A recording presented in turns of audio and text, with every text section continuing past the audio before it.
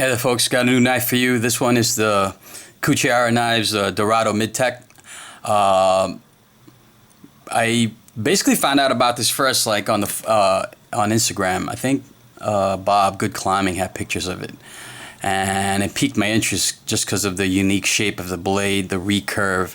And then I looked up Cuchara Knives website, and I basically reached out to Matt Cuchara, and he had this available. This is basically a stage 1 model of the Dorado Mid-Tech. It's very plain. It says it right on his website. He designed it to be plain because he'll extend to people, his customers. Possibly he'll pimp it or modify it. Cuchara is known for his detailing on his handles. If you go look at his website, he's got very intricate patterns on his handles. I think that's what he's known for. He also designed this for modifiers. I'm using Chris at Knife Thursday's word instead of pimpers modifiers. He basically, Matt offers this. Let me just zoom out a little bit. Matt offers this also to knife modifiers out there. Basically, this is like a blank canvas for him. I mean, it looks very similar to a Chris Reeves Sebenza. But and the stocks are really thick, and I'll explain why. That's basically designed so that you can,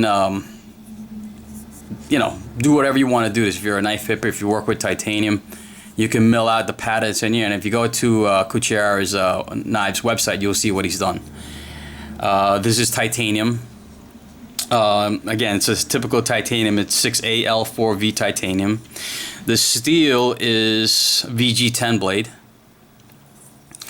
It's very unique, the shape of the blade.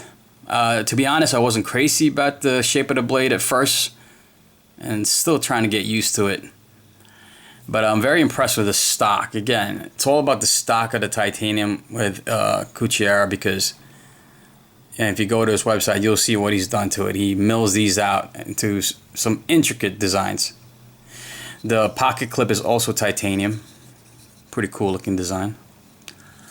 The stock of the steel is very thick. In fact, the steel and the handles are both the same size. They're both 3/16. So, same thickness.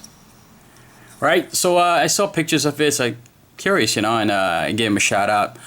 I don't want to say how much he charged for it, but if you go to his website, he'll tell you the price for it. It's very ergonomically designed. I mean, the fingers just fall perfect into the grooves of the knife. It's really not much. I don't think there's any jimping on this knife at all. There's no jimping here. Now, I don't know if he left that. I guess he left that for you in case you wanted to do some jimping on your own, or maybe you can do it upon your request. The only jimping really, and it's really functional, is on the flipper. Just 2 slashes right there. You know what? It's enough, because you could definitely feel it. As you guys know, I love flipper designs like this. This is very similar to my Beg Bodega, right? And my favorite way to deploy a flipper is the push button, right? Instead of a rock back. So this is definitely designed perfect for that. Perfect. It's on washer system. It's a bronze washer system. You can see the bronze washer systems in there. So it's not on a bearing system. It's perfectly centered. Very minimal in design. You see there's no lanyard hole or a lanyard pin. It's only got 2 pins. The pivot and this standoff. I'm not sure if that's titanium. It may well be. Yeah, very minimal. I mean, it's very similar looking with the Bead-Blasted with like a Chris Reeves Sebenza. I love the milling on the lock bar here. It's just very smooth. Just really good design. Again, it flips. It's on a bearing system, and there's really no detent. It's not really a strong detent. It sucks it in. It's a good detent, but it's not like a super strong detent. Like I said in my last video, I thought that maybe detent's half the battle. But this particular knife doesn't really have a strong detent. I can't explain it. So if you, I'll try to show you guys if it gets sucked in. It doesn't really get sucked in. So it just kind of sits there. It's not particularly strong. So I guess I was wrong. I thought a strong detent would make for a good flipper. And then of course I also thought that because it's a bearing system, it would make for a good flipper. This doesn't really have either. The detent's okay. It's not super strong. I'll show you. Hopefully you can see it. So it's got an interior tang pin on the inside. It sits right here. Let me see if I can show you guys. You can see the tang pin right there. So it's not, let me show you the Sebenza. So the Sebenza has the stop pin on the outside here. On this Cuchara, it's on the inside. See, nothing here. A very minimal design. It's just really a pretty excellent design. So it's on the inside.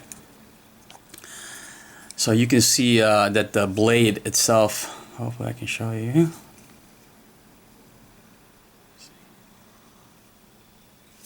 Gotta move the light a little bit better.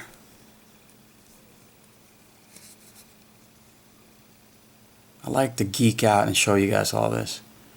I don't know if you guys can see that, but you can see that it's like a crescent shaped milling in the blade where the tang pin rides and eventually stops it. And there's the detent hole. It's a pretty large detent hole. Hope you guys can see this. So I want to show you something. The detent hole is not really perfectly circular. I want to show you. Now, I don't know if that's a design flaw. Just trying to get the light on it. Alright, so there's the detent hole. Perfect. You see it? It's not like, it looks like it got chewed up a little bit. Can you see that? And then it kind of like spills out almost into the crescent shape where the tang pin rides. Kind of. Thought I saw it. I don't know if you guys can see it on this video, but yeah. Anyway, I don't want to go too technical because I don't really know what I'm talking about, but I just thought that was a weird, just made a weird observation. I want to share that with you guys. Oh, I also want to show you the detent ball. Hopefully it'll show. Ah, look at that. That's a good shot of it. Does that look flat to you guys? That looks flat to me. That's another thing I thought, that it'd have to be nice and round. But I guess, I don't know.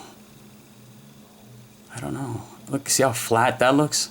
So do you need a round detent ball to make it a strong detent? Apparently not, because, well, maybe you do. I don't know. Again, the detent's not so strong on this one, but it works. It works. Now, I don't know if that's flat or if it's just sitting there really deep. To me, looking at this viewfinder, it looks really flat. You knife makers out there, chime in. Because that looks... You see that? I don't know if that will show, but it looks really, really flat. So, what makes this knife flip out so good? I don't know. I don't know if it's the weight of the blade shape, the shape of the flipper. Possibly. I don't know.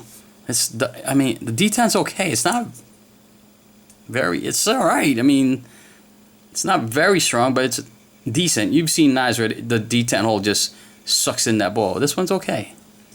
It's okay. It's not on a bearing system, but yet it fires out. It's not a loud lockup sound. But, I don't know, it's just really well designed. Really well designed. If I wanted to bitch a little bit, there was a scratch on the bead blast. That's the way it came. So, and this is prone to scratching, this bead blast type finish. I like this design of the clip. I'm not crazy about the tolerances because look, it's a little loose. Now I haven't adjusted it. Maybe if I tighten it a little bit. But that looks pretty flush right there, so. You know, and that's the closed position. So the lock bar, that's the highest it'll be at that point. Once it's up, the blade is deployed, it's going to be even lower.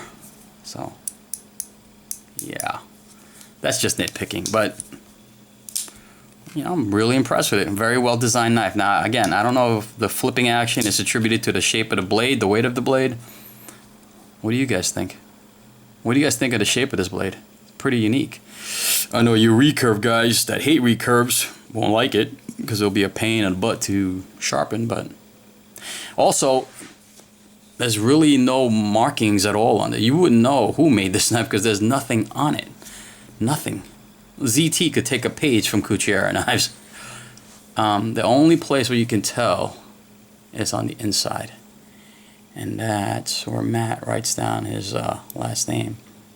And he puts his what number of knife this is. Other than that, there's really no markings at all. No maker's mark at all. Nothing. Not even the blade steel. Again, it's a blank canvas. That's what it was designed for. So, yeah, there's other great videos on this already. So, I'm going to do a comparison with the Sebenza 25. Very similar. Very similar, except in the shape, of course. Same bead blast. No thumb stud on this one.